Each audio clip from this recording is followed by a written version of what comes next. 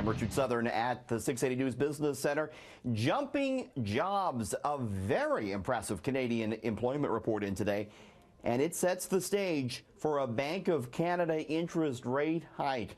Let's take a look at what we saw in December. The Canadian economy created 78,600 jobs, way more than expected. For 2017 on a whole, more than 422,000 jobs were created. Most of those were full-time. Best year for job creation since 2002. And look at the unemployment rate, down to 5.7%, the lowest since 1976. Indeed, attention turns now to the Bank of Canada, who may be hiking rates now on the heels of this jobs numbers as early as later this month. Had a chance to talk to Nick Exaros, economist at CIBC.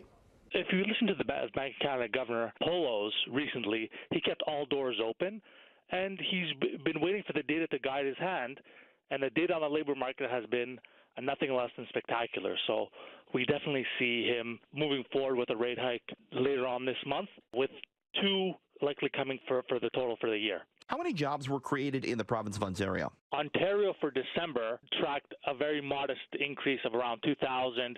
But if you look over the past year, Ontario added over 175,000 jobs. Most of the jobs in December were in the manufacturing area. Alberta and the province of Quebec saw some of the best job creation overall. But indeed, Ontario creating jobs. So makes you wonder how worried businesses are about that minimum wage increase to $14 per hour. Remember earlier in the week, the Bank of Canada predicting 60,000 job losses this year as a result of that Bank of Canada rate hike. Loonie today way up as a result of all this, above 80 cents US. Toronto may be getting a flagship Apple store. The website macrumors.com reporting that a big Apple store set to go in the One, this massive 85-story condominium that's currently under construction at Yonge and Bloor on the west side of Yonge Street. Plans outline a 3-story Apple store, potentially the size of 9,000 square feet. Apple has 4 retail stores in the GTA, only one of them, though, in the downtown core. New report finds Prince Harry's wedding to American actress Meghan Markle will do wonders for the UK economy. It could provide a £500 million boost to Britain's economy, more than 870 million Canadian. Harry set to tie the knot on May 19th.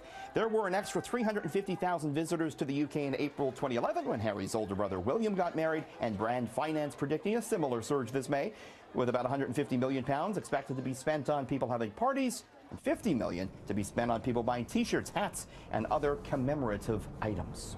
Well, competition in the grocery business is fierce these days. And it turns out one of the big weapons the grocery store chains are using to get you to come in the door is the humble rotisserie chicken.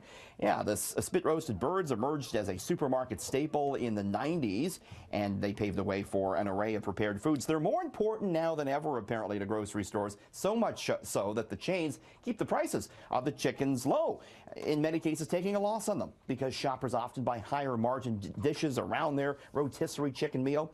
Costco says it sold 87 million rotisserie chickens last year alone.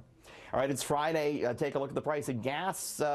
I guess it's good news. The price not expected to change tonight, holding at $1.23.9. Helping out the price of gas is that Canadian dollar, which again is surging on the heels of the strong jobs report.